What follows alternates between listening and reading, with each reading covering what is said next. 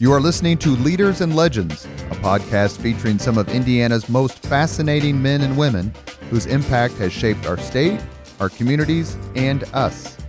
Join us as we discuss their imprint on our history. Leaders and Legends is brought to you by Veteran Strategies Incorporated, your local veteran business enterprise specializing in public relations, media relations, public outreach, crisis communications, and digital photography. My name is Robert Bain, Principal of Veteran Strategies, former Deputy Chief of Staff to Mayor Greg Ballard, and Communications Director for the Indiana Republican Party. I'm honored to be your host for our discussion. We are joined today by Sherry Seiwert, who is the Pontifex Maximus of all things Downtown Indy, and one of the most incredibly delightful people you'll ever meet. Thank you, Sherry, for joining us today. It is absolutely my pleasure. Thank you. Downtown's getting ready to get hopping. Well, it's been hopping for the last couple of years. But weather yes, makes a difference. Weather makes a tremendous difference. And so come May, even late April, we'll see a big difference in the people on the street. You became president of Downtown Indy in 2012. Correct. Tell us a little bit about what you did before then. Sure. How far do you want me to go back? You were born on what date? Born and raised here in Indianapolis. Prior to that, I worked for a state agency called so I want you to know, I tend to rename organizations after I start. So it was the Indiana Housing Finance Authority. Very easy. People call it IFA. And then I changed it to the Indiana Housing and Community Development Authority, which became ICDA, which is horrible, or HICDA, but it better reflected what we did. And so it was a quasi-state agency. We didn't utilize state revenue, but we provided resources to communities throughout the state for community redevelopment. And what'd you do before that? You said you were born and raised here. Where'd you go to college? Here. Tell us everything. You want to know everything? How you met Andy? Oh gosh, let's see. Now he's going to have to listen to this. I went to IU, so didn't get too far from home. Went to Broadwell High School, so IPS grad, K through 12. Good for you. Yeah. I graduated from Howe. Nice. All right. Public school. So you didn't mind the IPS, just to digress, yes. The IPS referenda, which I directed in 2018, were you conflicted? Boy, how many people are going to listen to this? So millions. So when I was a senior in high school, there was a debate on whether to close Broadwell or Shortridge High School.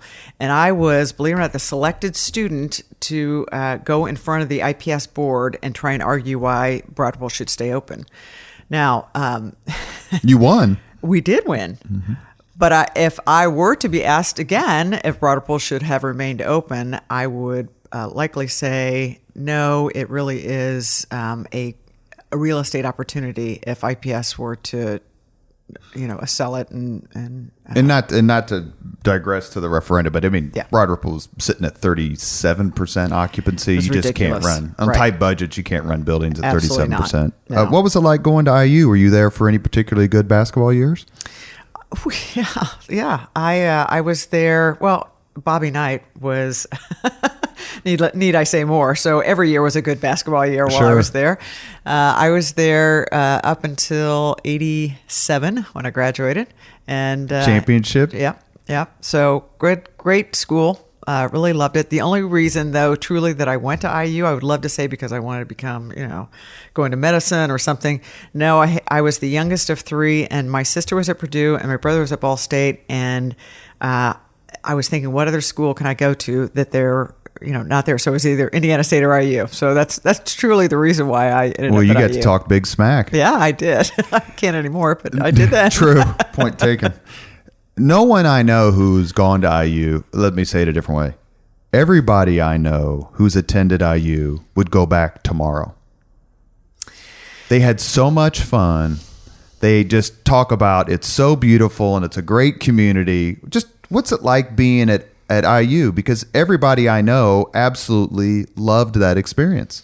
Well, sure. When you're that age, I mean, if you could transplant me back to when I was a co-ed at 19, absolutely, I'd go back. But my daughter is there now, so I do have a little bit of a taste, and it's changed somewhat, but it is. It's a wonderful experience in anybody's life when they're in college. Would like to go back at your current salary? I could barely pay her tuition. There are several organizations that market and support Indianapolis as a whole. Yes.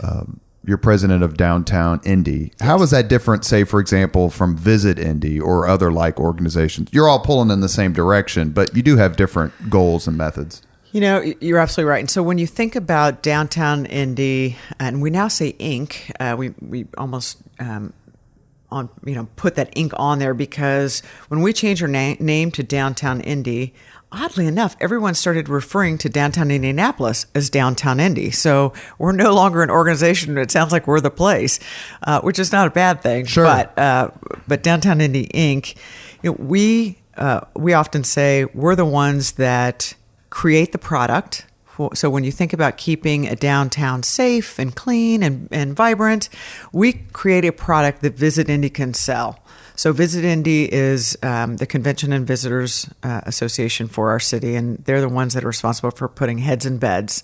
And that's really where a good portion of their resources come from. So the more conventions they can get to Indianapolis, the more heads they can put in beds, that generates more resources. And certainly it's good for us. And obviously if downtown is a great place, a nice place to visit, folks are going to want to book their conventions. Over the weekend, there was I think it was a story in the Indianapolis Star that talked about how the people attending the the Big Ten men's basketball tournament were lamenting that it wasn't held in Indianapolis. I don't know if you saw that story. We lament it too, that they wasn't held here. Yeah. Point taken. But when you hear stuff like that, and then several months ago for the Big Ten football championship, Mike Greenberg from ESPN tweeted that Indianapolis is the best big game city in the country. Indianapolis. How does that make you feel? Like everybody just wants to come here. It obviously it makes us all feel good, right? I am grateful for the leaders that came before us that really planned our city well. So when you think about the layout of the convention center and the hotels, they're all in very close proximity. It's a very walkable downtown, obviously, and we've always maintained a very clean environment. And so, that the cultural trail certainly added the walkability component to downtown, and it all works really well. Does it matter to you that people are copying Indianapolis? We did a podcast with Ryan Vaughn, and he made it clear that cities who are looking to rise up a little bit, like join Indianapolis in this particular cohort, are aping and copying and studying. How does that make you feel, A, and B, do you do that to other cities? Right. I was just going to say, I just got back. Well, New York is not a good comparison. I just got back from New York, but was meeting with the Bryant Park. There's a group that sort of recreated Bryant Park in New York City. So I went to go and meet with those folks and learn a little bit more about what they did. But sure, I go to mid-sized cities all the time. I'm on their websites. I'm, culling through all their information, what's new, what's different, because everybody's always trying to recreate themselves. They're always trying to recreate the place. And so it's part, our downtown is what we say is authentic. So, the older components of downtown, and then, coupled with all of the new development and the density with the residents that have moved downtown, you're always trying to think about the what's next. What's going to keep people from moving out of downtown? How do we generate more folks wanting to visit downtown? So, just always thinking about what else. Is there something you've seen in a like-sized city that you just kind of go, I wish we had that? I'm thinking of something, and I'll say it after you. Oh, go ahead and say it first. San Antonio. With the Canal Walk, or the, and River Walk, is that what they call it? Yes, I just hear people when Walk. they go to San Antonio, that's what I hear. They go, we were in San Antonio, and then the next words out of their mouth are River Walk. And it's interesting, if you take the steps up from Riverwalk to kind of their downtown proper, there isn't a whole lot going on. And I love San Antonio, and I love the Riverwalk. Been there many, many times. It was created for what it is. I mean, for the restaurants, for all of the buildings that align the river, exit out onto the river, and so it was well planned, and they've developed an extension, and so if you get an opportunity, take one of those little boat rides and go through it. Anyway, our canal sadly wasn't. I actually worked. We were talking about what we used to do. I worked for Goldsmith, our former mayor, for a number of years, and he was one of his successes was to extend the canal. And so the acquisition that occurred of all the properties and all the development that went on, there wasn't a full thought out plan on what ought to go there, and as a result, we wound up with a lot more residential, not much retail. And so, unfortunately, I think we could have had a better plan in place. It's beautiful. It's popular. If you go and run, right. If you want to take a walk, run.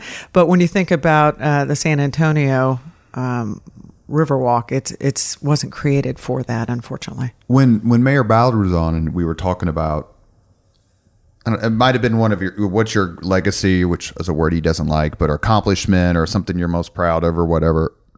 I believe his answer is, because I think it's consistent, is connectivity. Yes.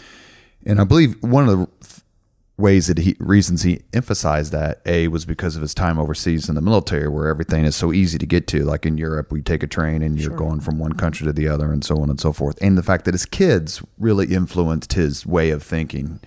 He would tell you that he wanted to create, and I think he did, create a city where young people wanted to come here. Yes. Live, work, raise a family, get an education. But connectivity is something that he's gone back to many times. I bring that up because do you think it's feasible that the kind of embryonic White River projects and ideas that have been floated in the last year or so, is that the next natural extension of what Indianapolis has done downtown? So I think in the next decade, we will see, when I think about downtown proper, we often talk about the mile square, which is north, south, west, and east streets. But as we watch development push out, we have, Bottle Works, which is the eastern portion of Mass Avenue. You have 16 Tech, which is a northwest, up around 16th Street. We certainly have the GM stamping plant and the redevelopment to come there, and Criminal Justice Center, exactly. If you want to call it. But so you start to see the development push out in all four directions of downtown. The river, we've always turned our backs on the river. So if you look at IUPUI, nothing faces the river. None of their buildings face the river. So we really haven't developed around the river, and we've always kind of, turned our backs on it. So it's about time that we engage the river. Most cities do. And so, yes, I think that will be from as a destination point for downtown. I think that is logical. And that's one of the things that I've read is that the Deep Rock Tunnel, all the stuff that's happening through Citizens Energy is one of the things that's making this possible. Right. Is that correct? Yes. Yeah, nobody wants to get in that water right now. That's what I was always told. It's like, whatever you do when you're a kid, don't get in that water. Right. You went to Broad Ripple, grew up here, as you stated earlier. How do you feel when you look at your city and think about this? And this is a question I've asked other people, so I'll just ask it this way. If I told you in 1979 or 1975, Indianapolis in 2019 is going to look like this, have hosted this, is home to this, which one of these things would have made you the most surprised? I remember I was always fascinated by downtown. So I would get on the bus and take it downtown. I may get off, I may not, just a route around downtown. And I can clearly remember what downtown was then. And that was 78, 79.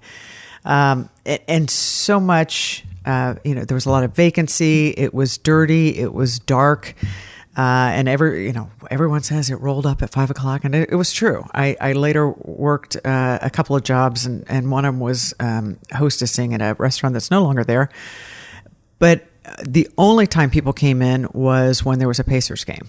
at Market Square Arena. So, and that was it. I mean, it was just so rare for people to even come out at night for dinner downtown. So now, fast forward, it's still hard to get into most of the restaurants in downtown, certainly on the weekends. You would never have thought about residential living in downtown. So those are the things that I think about when I think about the change in downtown and the transformation that we've seen.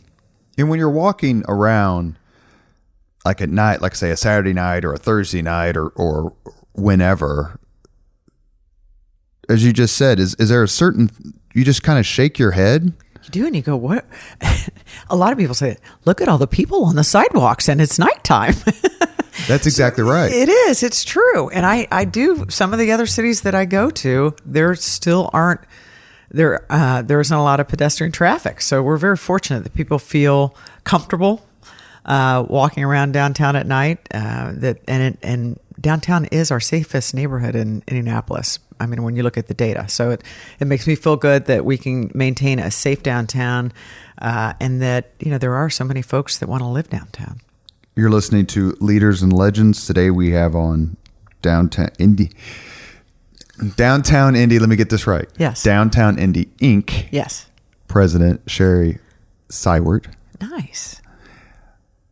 We're sponsored by Girl Scouts of Central Indiana, our new sponsor, our new title sponsor. Mass Ave. Has any part of Indianapolis changed as much in the last 5 to 10 years as Mass Ave?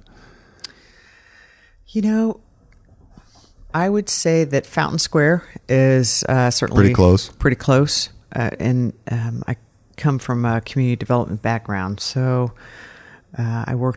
I've had a lot of jobs. I've worked for a group called LISC. Started as a hostess? Yeah, that's right. Local Initiative Support Corporation. And we're a financial intermediary where we invested. We were the first money in to try and create that spark to bring the market into a certain area. And so Mass Ave was one of those. And so it generally takes about 20 years to really see that sort of transformation. By the time you start investing in a community, and then there are local folks that want to participate, and then the lenders come in shortly, and then capital. So it usually takes about 20 years to see that full transformation, and so Mass Ave's changed significantly, almost to the point though where it's lost its art, the feeling that people loved having the local artists and that kind of infusion of local restaurants, and now we're starting to see the national brands come in, and a lot of folks would love to be able to get ahead of that, to really maintain that genuine feeling that we had 5 years ago. And once Bottle Works gets up and running, then is it your sense that once that happens, then Mass Ave is not done? That's not the right way to say it, but it will be fully developed. Yeah. I mean, there will be very few spaces that I can think of that are still remaining that you wouldn't develop. Do you get the sense that downtown transcends politics? I used to work in the mayor's office, and people who lived in Marion County would say downtown gets everything, which is only ironic because everybody who doesn't live in Marion County says Marion County gets everything. So the all politics is local axiom seems to rule. But how do you defend downtown when people say, downtown gets it all? Why aren't we getting X, Y, and Z in Pike or Franklin? Sure. So when I defend downtown, the way I think about it is when you think about the city's budget, it's made up largely by two components, from a real estate tax and from a income tax. And so for downtown, it is 1/100th of a percentage of the rest of the city. But we generate more revenue, meaning we have a number of affluent people moving downtown, which again, we can talk about that. But the affluence of downtown and that income tax that gets generated, along with the rise in property values, that money then gets dispersed throughout the city. So we're a generator of revenue that the remainder of the city can utilize. Downtown is a donor, and not only is it a donor, it's unfathomable to think that some of the, if not all of the things that we've hosted and been home to for the past, let's say, 12 years, without a vibrant downtown, I mean, these things aren't even possible. We don't have a lot of the attractions or natural, whether it's mountains, beaches. Right. It's been made several times. So I'm going to ask you this just honestly, because I'm going to show my bias. Does your head just explode? You just like you're kidding me, right? You're going to rail against downtown. You think downtown is the problem with this city? Well, right. Yes, my head does want to explode. But again, I come at it from a revenue perspective, and the healthier our downtown is, the city is going to benefit from that overall. So not only that, you want to be proud. You want to be proud of the city that you're a part of. And so when there are big events that are going on downtown, people they gravitate downtown. They want a piece of it. They want to, be a part of it. So yeah, it's not just about the revenue. I think it's also about pride. You came on as president right after the Super Bowl was hosted in February of 12. Was there a lot of residual benefit? I mean, did that goodwill help you last a long time? Because clearly Indianapolis took the Super Bowl. This is incredible to say. Took the Super Bowl and remade the event. I agree.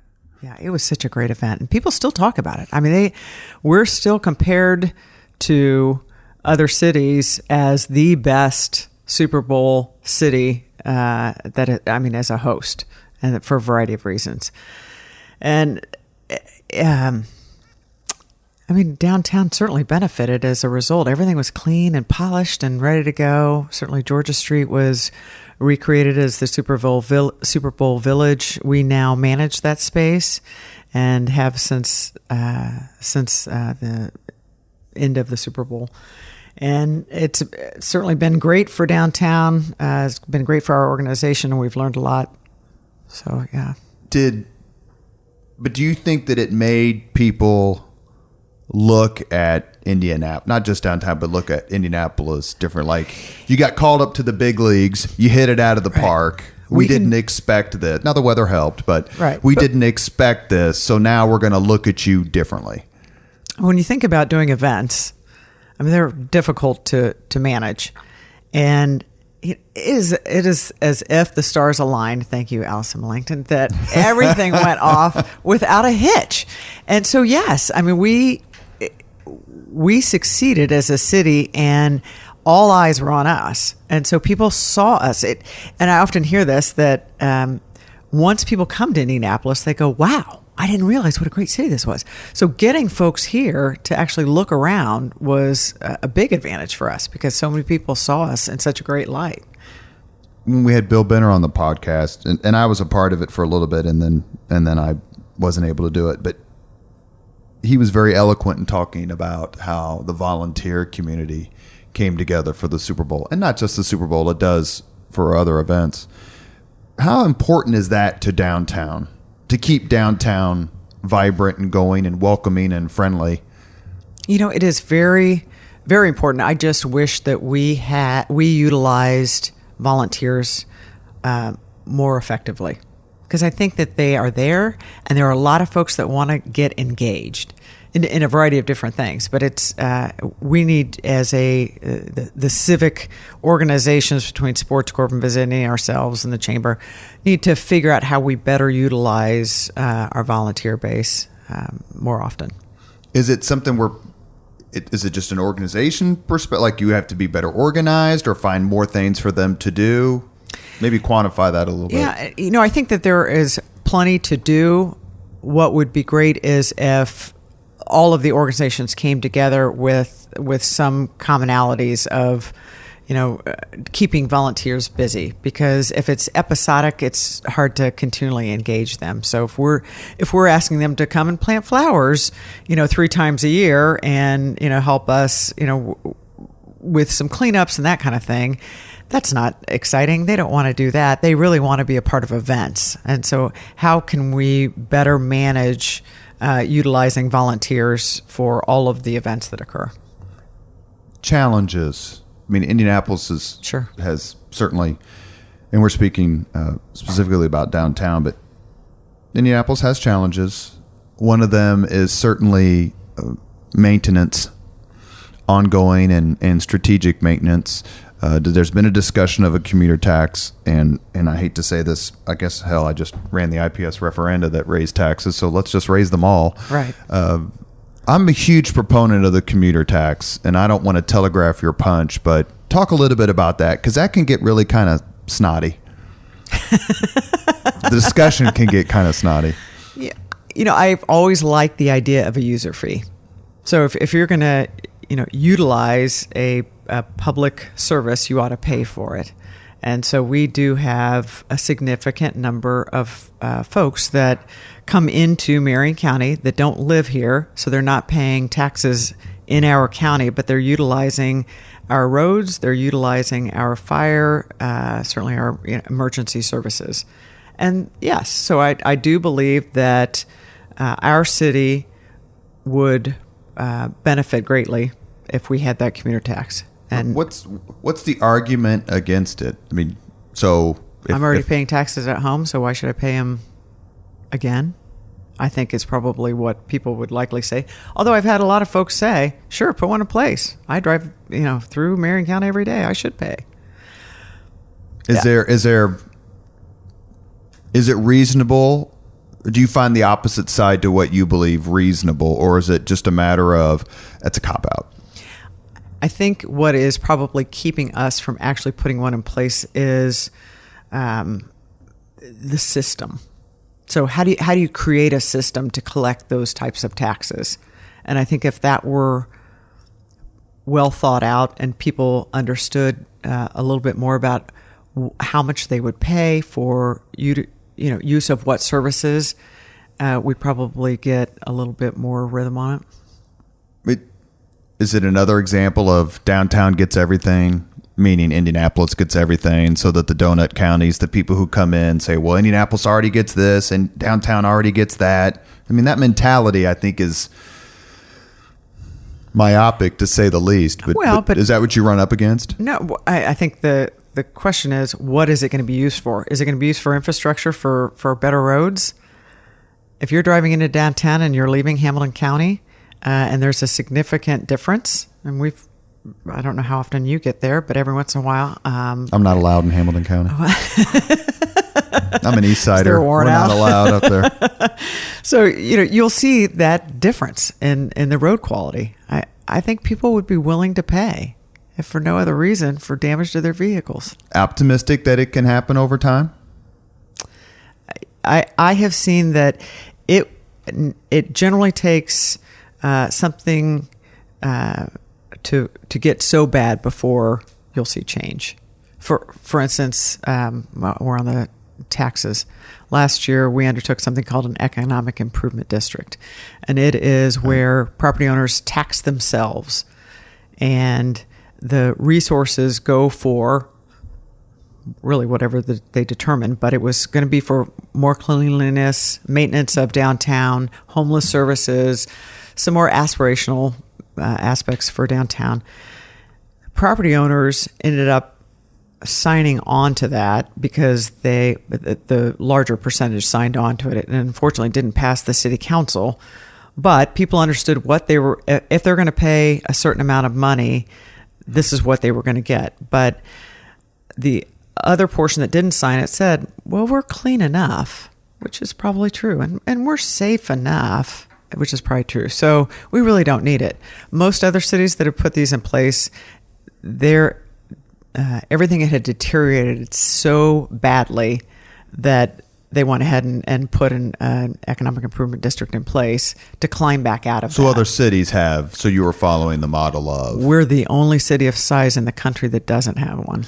And it's an interesting mentality because good enough, if that mentality had prevailed in the last 50 years, then we would be nothing. We would be what P.E. McAllister, who came here in the 40s, was from Madison, is truly one of the founding fathers of modern Indianapolis. He said, we were just an oval in a cornfield. That's all we were for decades.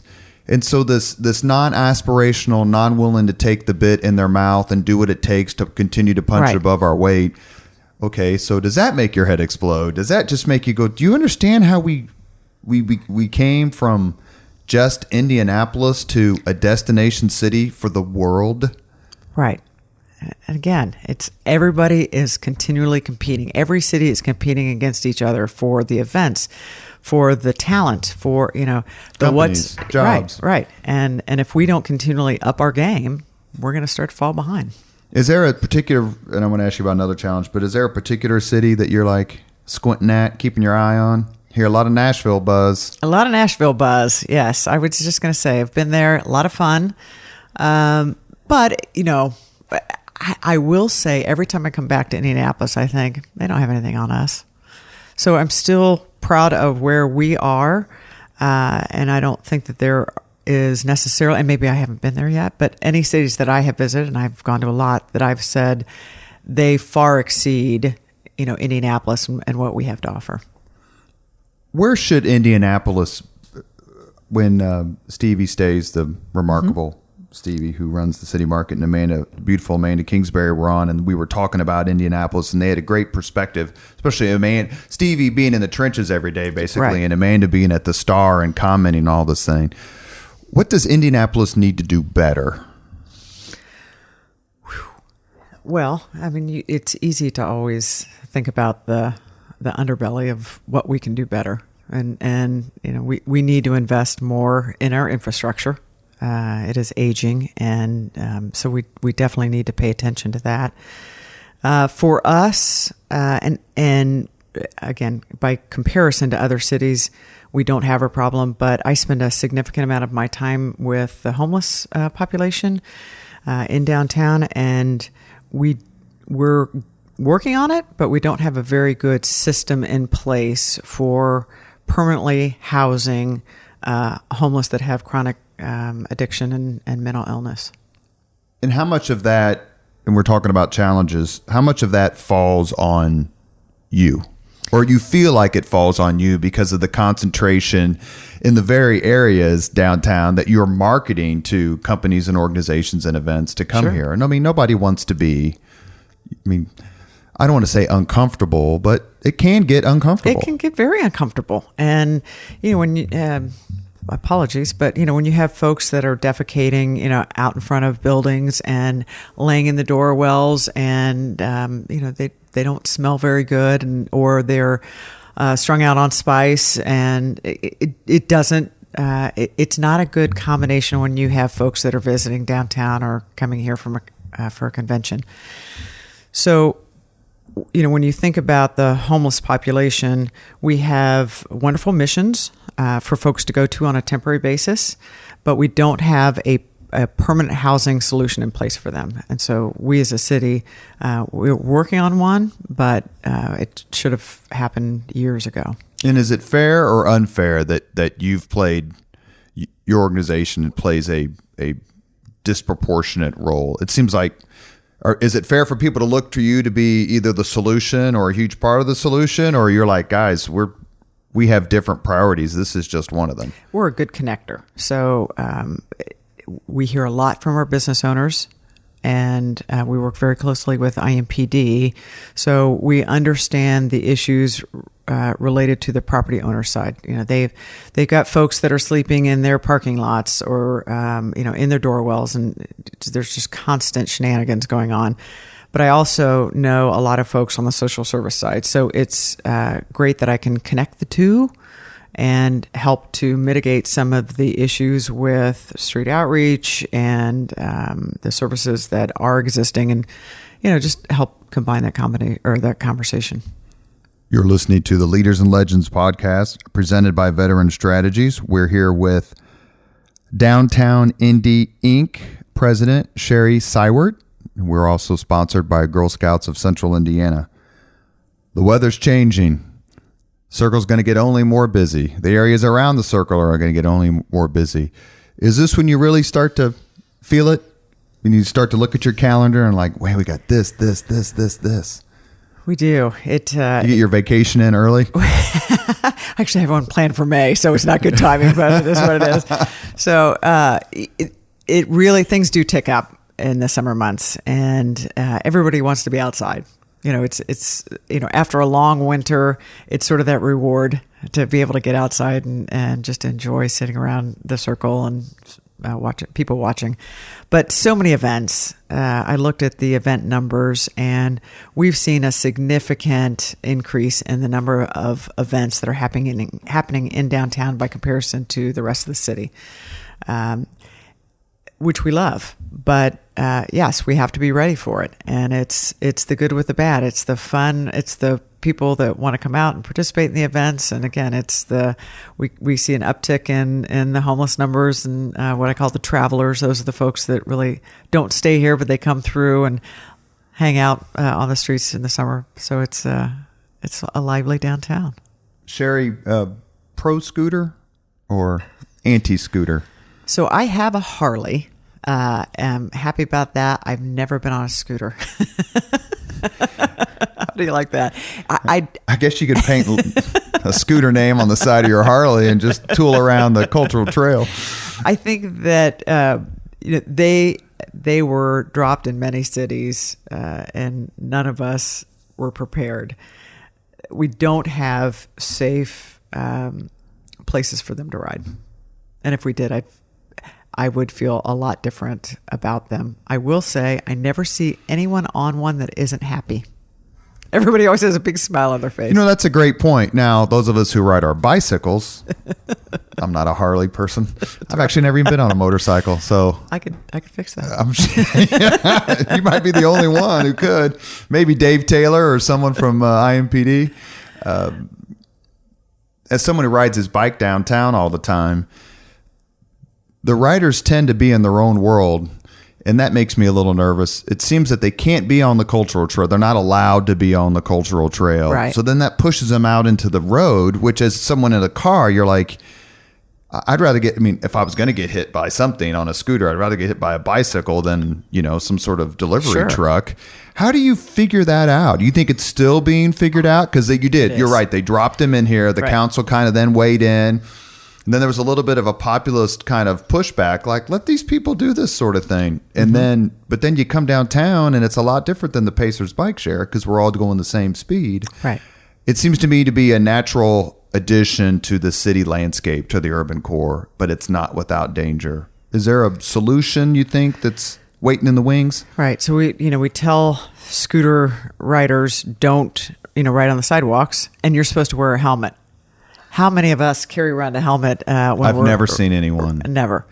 So that pushes them onto the street, which, unless we have dedicated bike pass and or scooter pass, it really just isn't a good. It's a recipe for disaster. We've seen so many people get knocked off their scooters, unfortunately. And it's happening in other cities too. Sure. So have you reached out to city X, Y, or Z and have you guys figured this out? We have. And so, we continually try and you don't want to put too many rules on there because then again, people, they're not going to abide by them. And then it becomes a lot more work for IMPD to try and chase after folks and ticket them. So I think if we can, just think logically about not only what we have with scooters, we will likely have dockless bikes. Other cities are talking about those as the next. Do they get picked up as well, like the scooters do, and then pushed back into? Right. Because the bike share program's been my understanding, it's been very popular and very successful. And it's wonderful because you know where the bike is and you know where you're going to drop it off, and it's not laying on the sidewalk. But if we get dockless bikes, then think about that coupled with scooters and the sidewalk. People don't think about it, but it really is. It has become an expensive piece of real estate. And so with everything that, including, outdoor cafes and, the utilization of our sidewalks, we need to be very thoughtful about what can be out on the sidewalks and what shouldn't be. Because it's really, and you push back on this, it's really two separate sets of activation working against each other. And you Correct. want, like, Right. going back to Stevie at the market and the plaza, and now there's the games and there's places to eat out there and things that have really changed over the last 10 to 12 years at the market. So if people are going to be milling about, which is what you want, hopefully spending Sure. money, then that seems to not necessarily mesh well with somebody who doesn't have a helmet on, who's going 15 miles an hour on a scooter. Is that something that's one example perhaps? Are there other examples that you have encountered? You're like, we've got the irresistible object and the resistible, whatever the hell it is. What's it called? Immovable object and irresistible force in multiple cases downtown. Speaking of my IPS education. Are there other examples where you've got competing interests? They're both good, perhaps, but they're in conflict. Well, let me turn that around and think about why the scooters do benefit us. Think about the folks that are living downtown, but they may not be able to afford the immediate. When I think of the core of downtown, the rents. The average rent's $1,200 to $1,400 a month. So push out a concentric circle, and the scooter then becomes a means of transportation. Right? So it's inexpensive. You don't have to own a car.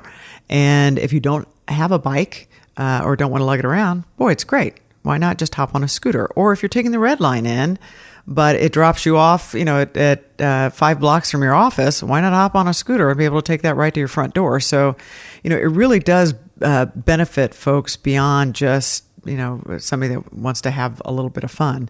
It can become that next leg of a multimodal transit plan. Especially as there's more shops downtown where you don't have to go to the Kroger and Nora and once a week and load up a bunch of grocery. You can go just say, I'm going to go to Whole Foods or I'm going to go to Needler's for just every 2 days and have a couple of bags and that's it. Yeah. You mentioned something there kind of in passing, which prevented me from making a grievous error, and that would be the omission of mentioning the red line. Is that a downtown issue for you, or is that bigger? It's obviously a bigger downtown development, but how critical is the red line to you? To Downtown Indy Inc. and getting people in and out and to and from work. And it's the to and from work part that I think people don't pay enough attention to. Agreed. So, emissions has always been an issue for the city. Our air quality is not great. But when you think about leasing more space in downtown, most office brokers will tell you that parking is a big issue. Dennison was one of my clients, and that's constant. Agreed. Right. And so employers feel this obligation to pay for their employees' parking. Yet we're not running out of parking spaces. We have plenty of parking spaces in downtown. They're just not in the right places. So if we can figure out a better share of folks riding the BRT beyond the red line, we'll have the blue line and purple, and I think that will still allow us to not be so concerned about parking and having our car right underneath our office, and if we can start to say to our employers, why not just give your employee $100 and let them decide? That way, they can figure out if they want to take the red line and the bike share and instead of paying for parking. But I've seen in other cities that lessens the burden by about 20%. You get the sense that transportation for Indianapolis is the preferred method of transportation for Indianapolis. It's not, and correct me, say I'm wrong, it's cultural. We got the interstates, we've got the roads. We just expect our cars. It's just it's almost like Pavlov. We just expect to just walk in and get our cars. And when I was working for Mayor Ballard, and this discussion was really starting to take off, not that other administrations hadn't tried to tackle it, but my thought is that Hoosiers are addicted to the convenience of getting in their car and being able to go wherever they want, whenever they want. And until you change the culture or the mindset, then all of this spending and investment, while it's not necessarily a bad idea, that's as big a hurdle as anything else. Is that a fair statement? It is a fair Hoosiers statement. Culture? Yes. I've heard many people say, but we love our cars. And it's true. We do. And it could be a partly the weather. You just don't want to schlep we don't have a good park and ride system. You want to be able to hop in your car whenever you need to and not wait on a scheduled bus to, 5 blocks away. I think, again, until parking prices get so ridiculous and people start to look for alternatives, we'll continue to. I just joined the Downtown Y, the City Way. I mean, you can go to any Y, but sure. 100% the reason was parking.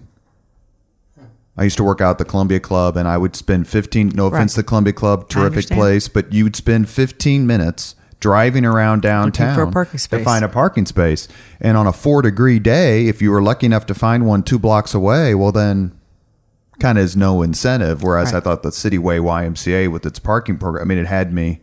I'm looking to move into a condo or an apartment, and everyone I talk to, first question is, okay, tell me about parking. Tell me about that. And they go, that's everybody's first question. And I think it's cultural, and we're used to that convenience. When you look at the analytics of our website, it is the number one reason people go to our website is for parking. Really? Mm-hmm. Yep. Well, they would assume you would be the experts, right? So that makes sense. Sure. Last question before we go to the 5 questions is, Downtown Indy Inc. is obviously a nonpartisan. Doesn't get involved in particular fights, but you've had to work with different mayors and different leaders. Yes. You worked for Mayor Goldsmith. Mm-hmm.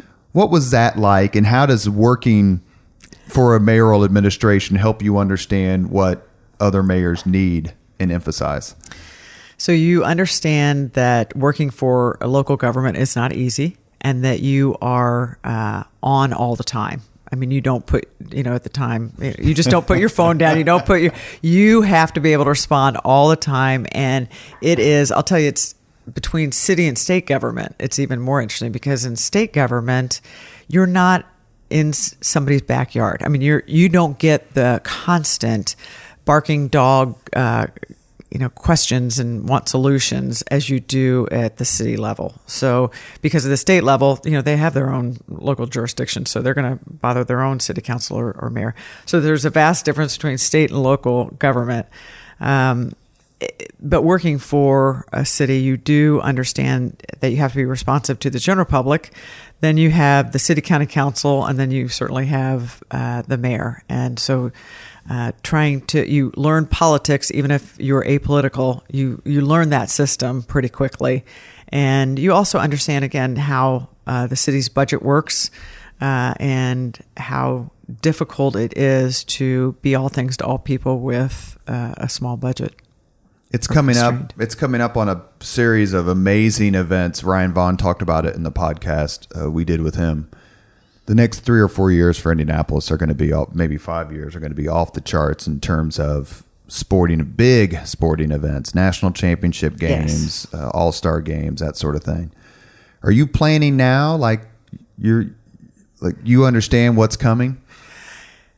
Well, we do understand what's coming, and it is, one great thing about Indianapolis, among many, but we often talk about the partnerships that we have. And so it is great that when we do have big events coming, that the Sports Corp can reach out to us or Visit Indy, that we will all work together. Everybody gets along. Absolutely. And so that is a huge benefit in working in this field. And because we know that at the end of the day, to make the city look good, to make the event run well, we all have to work together.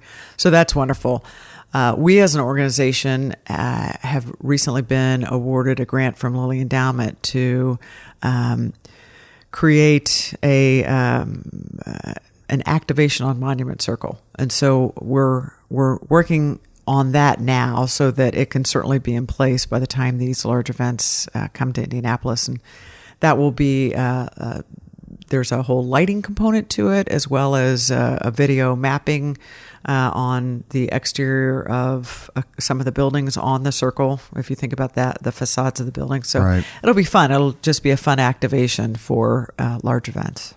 Before we get to the 5 questions, let me give you an opportunity. Tell folks why they should support Downtown Indy Inc.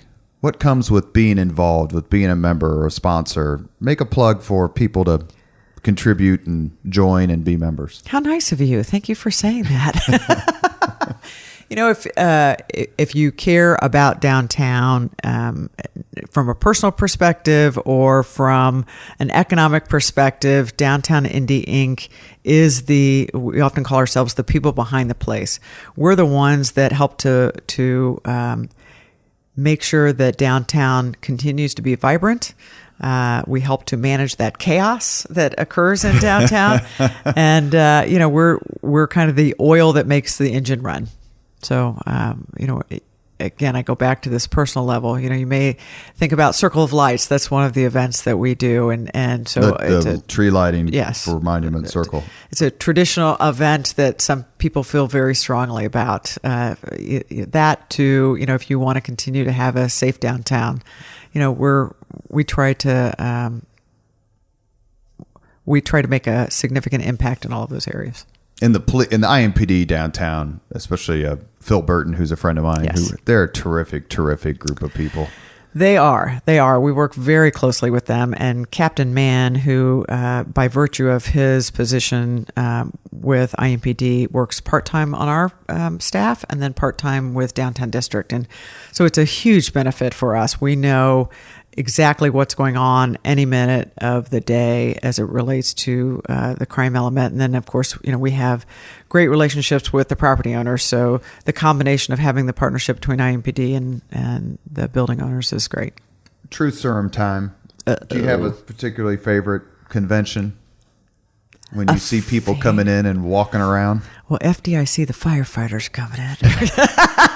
You just park your Harley there on Georgia Street. I will say, Andy, are you listening?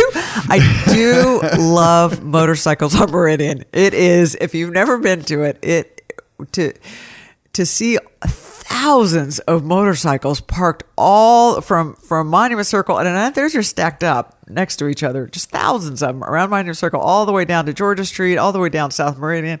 It's a lot of fun. Isn't it? One year was the Motor GP the same weekend as Gen Con. It was.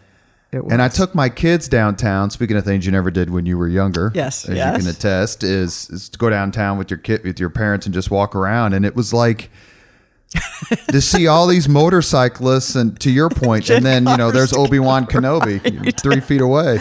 It was great. I think we try to make sure that we can put as many conventions going on at once, and it's hard for the convention center to accommodate all of them. And so we've either had drum corps and motorcycles on Meridian, or just it's fun to see the pairings. Yeah. And there's never an issue. Nope. We're very, very, very rare. Of. Yeah, exactly. You're listening to the Leaders and Legends podcast presented by Veteran Strategies and sponsored by the Girl Scouts of Central Indiana. We're here with Sherry Seiwert, who is president. Are you CEO too? President. Ooh, president of Downtown Indy Inc. We've come to the 5 questions. Are you ready? I'm ready. What was the first job you had? The very first job, or the first job out of college? Very first job. I worked at the original Capri restaurant, which was on 54th Street, and I was the salad girl. And I was so badly wanted a job, and so I told them I was 15. I was really only 14, but they hired me. Yeah, so that was my first taste of the restaurant business. I waited tables, many tables. So there's the tool time girl. Now we have the salad girl. What was your first concert? Not with your parents. The first concert that you went to. Oh, come on, with my parents. You're going to David Cassidy. That was not my choosing. And that was with your parents, or you actually bought the ticket? No, I did not. I went along. My sister had this huge crush on him. David Cassidy from the Partridge Family, in case you all aren't old enough to know. Yep. And she needed someone to go with her. So the unfortunate little sister went with her to the state fairgrounds to hear David Cassidy. Oh. Remember any of the songs? Awful. No, fortunately I don't. Do you? No, I was listening to Houses of the Holy by Led Zeppelin on 8-track, thank God. The benefit of having older brothers and sisters. Was that your first 8-track? Mine was the Beach Boys. The first 8-track I can remember seeing was... I think it's Deep Purple, Machine Head, whatever had Smoke on the Water on it. I think that may be a Machine Head. Is that right? And my sister's 10 years older than me, so when I was 4, 5, 6, 7, that's what you're listening to. It's Beatles, the White Album. It's Right. Led Zeppelin 2. It's that sort of stuff. So I really got the Who, Pink Floyd. I got really lucky. Wow. As opposed My brother to what passes was for Alice music Cooper these days. right. So I understand the older sibling. I'll have to show you the picture I posted of my son at the Alice Cooper concert. Oh, you should. Oh, he loved it. I told him, I said, you've taken the average age of this concert goers and lowered it by about 80%. Sorry to digress. If you could recommend any book to someone, which book would you recommend? Oh my gosh. Is that what everybody says? Oh my gosh. Let me think about this. Well, they say, oh my God, and then they say the Bible. Well, that's not what's going to come out of my mouth. But, I read a book, going back to homelessness, read a book that a friend of mine wrote called Crazy. And Pete Early used to write for the Post. And he has a son that is schizophrenic. And so he writes about just the institutionalization of those that are homeless with a mental illness and kind of takes it through his personal journey. So, yeah. That was good. It's a good one. And it's been helpful? Yes. If you could witness any event in history, be there when it happened, which event? This is why you don't get these questions ahead of time, Madam President. So you can read our faces and go, are you kidding me? Witness any event in history, be there when it happened, as it happened.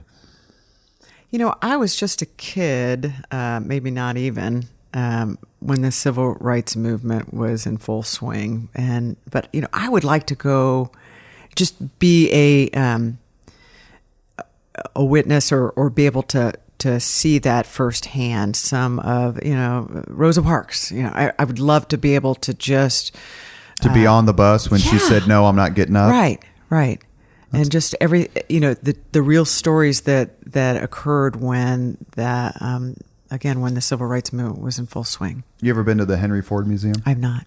Just go to the Henry Ford Museum. It's up by Detroit. The museum has the bus. Oh, that's right. There's a famous picture of President Obama on it, but they have the actual bus. I read that. Last question is, if you could have dinner with anyone in the world, couple hours, off the record, talk about anything, who would you choose? Whom would you choose?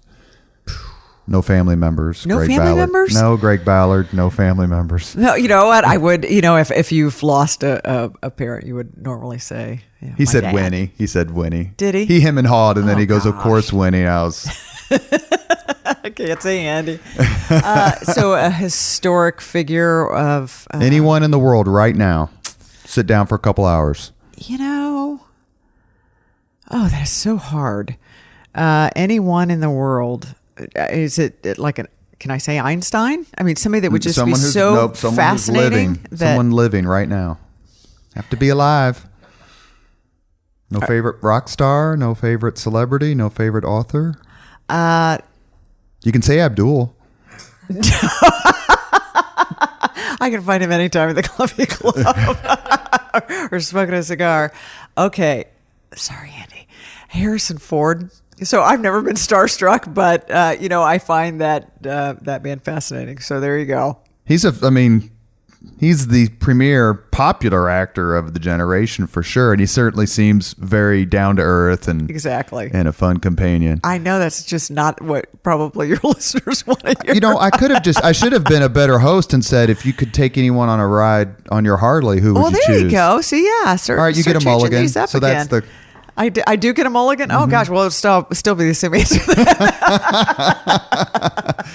Thank you very much, Sherry, for coming on today. You were terrific. My pleasure. Thank you so much for asking me. Well, you're very welcome. And there's not a single person I know who works as hard to make Indianapolis look great and to make people feel at home in maybe sometimes a city that's not theirs. And so we all owe you a debt of gratitude. Thank you. You've been listening to Leaders and Legends podcast. My name is Robert Vane. We are sponsored by Veteran Strategies, and we also have a new and wonderful relationship with the Girl Scouts of Central Indiana. Thank you very much for listening. Thank you very much for listening to Leaders and Legends, brought to you by Veteran Strategies Incorporated. If you want to contact us about this program or our menu of public relations services, please send us an email at robert@veteranstrategies.com That's Robert at veteranstrategies.com.